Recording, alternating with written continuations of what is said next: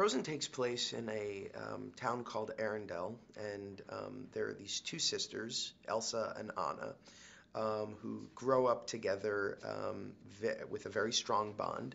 And something happens along the way that kind of makes life a little bit difficult for them. And one of them, Elsa, happens to have a magical power where everything she touches essentially turns into ice and snow. And so when that happens, as you can imagine, it causes a couple of problems, a couple of family issues. And her powers get the better of her, and Arendelle falls into a snowy, frozen tundra. It's left up to Anna and her companions, including a talking snowman named Olaf, played by me, to help save the day before Arendelle is forever trapped in this frozen kingdom. Great. So how is Olaf created? Olaf is created through CGI. There's computers that are used. I'm giddy, it's late in the day. Olaf is created essentially. Anna asks Elsa for a companion for the two of them, somebody that they can play with, to use her powers to essentially create this creature that is a walking, talking snowman. And so they create it, and then they almost forget about it. I like to think of Olaf as the beta test version of what Elsa can do, and she doesn't quite know the full extent of her powers. And then this snowman gets left behind as they continue to grow up, and they only come back to realize that he's still around years later. And he's still trapped in that childhood purity, innocence of what they were as girls. And that's what's so beautiful about him, is he connects them to their past when the future was full of optimism and the sky was the limit. So is Olaf like you in any way, or are you like Olaf in any way? Well, I think we both look at the world with a doe-eyed innocence to a certain extent. I mean, I'm much more aware of things that can harm me than he is, as is evidenced by his infatuation with Summer. But, you know, in many ways we share a lot of the same kind of, qualities. How does the music complement the story of Frozen?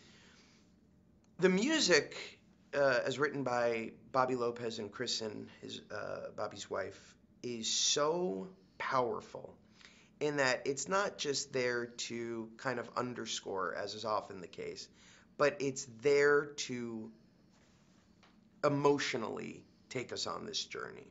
And it's been a while since we've seen a movie that does that, especially an original, one with musical elements. To me, there's nothing more powerful than Let It Go, which I think holds its own in the canon of Disney songs as one of those, that will forever be revisited, whether it's Part of Your World or whether it's When You Wish Upon a Star. Let It Go has all of the elements that make for a classic Disney song. So to have that kind of quality in our movie, I think is doubly exciting because, in a way, it's unique in today's animation. You don't get to see stories told like that anymore, and especially to the level at which the songs are done. Now, as far as I go, I'm very preferential to In Summer, my big number. I grew up watching Aladdin, and I remember sitting in the theater and watching Robin Williams belt out his big number, You Ain't Never Had a Friend Like Me. And I remember thinking to myself, I want to do that one day.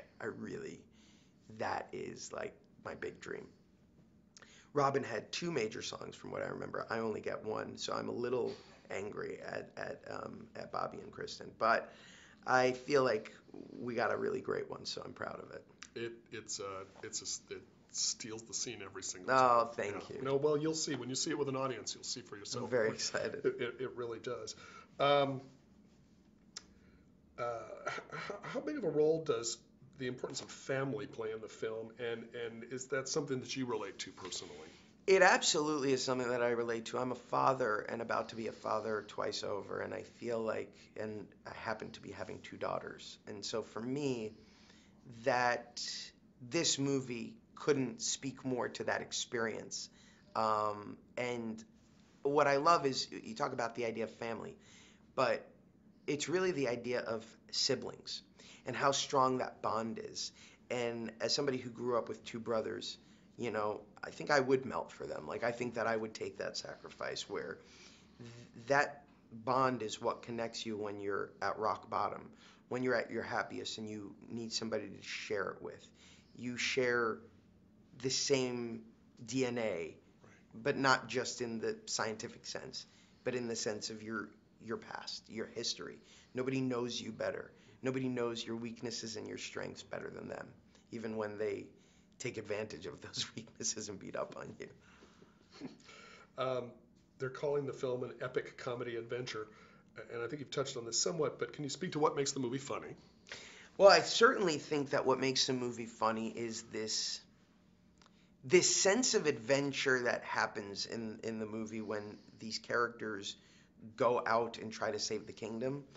Harkens back to those like Crosby, those Bing Crosby movies. Or even I remember watching the movie in a screening recently, and I said to myself, it even has elements of Star Wars, where you've got like Chewie as the reindeer. You've got Han, who is Hans. You've got my character, who almost functions as like C-3PO, and you've got this great camaraderie between these characters. I also think that the characteristics and the actors that they've chosen to portray these characters have brought such a interesting nuance to, let me speak to Kristen Bell's character of Anna. It's a princess unlike any other I've ever seen before. Warts and all, she's a neurotic, bumbling mess. And I love that. I love that. I've never seen that character before. I've never seen that kind of, bubbly little character that I think is so unique and fresh. And Elsa is her own kind of breed of this powerful woman who, is trying to control what she's capable of. But again, it's done in a way that I think is refreshing and very different. I grew up during the second golden age of Disney animation, where it was Little Mermaid, Beauty and the Beast, Aladdin, and Lion King. And having just seen this film and tying it into kind of the legacy that's being created with Tangled and Wreck-It Ralph and now this, you almost feel like we're starting to see maybe the third golden age of Disney animation. And it's very exciting. And I think that the reason that people are reacting so positively to this is that we're telling stories that are as old as time, but they're being told with a very unique approach to them that's almost very modern. And it has a very of the now sensibility to it. Right. That's very true. Last question. What's it like working with directors Chris Buck and Jennifer Lee? Working with Chris and Jennifer is the greatest collaboration. It speaks to the greatest collaborations in that it's all about teamwork. It's all about allowing the actor to play and to improv and to find those moments. And it's never a dictatorial kind of element where it's do it this way, this is the only way to do it. And they'll call you out when they're like, okay, that's not working, we need this.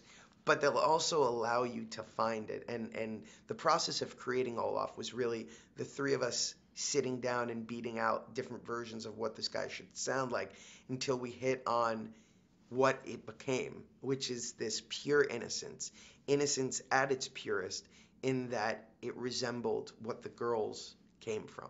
And I think that they are so gifted, especially in their approach to working with actors, that it's such a joy to sit in the sound booth and do your stuff with them.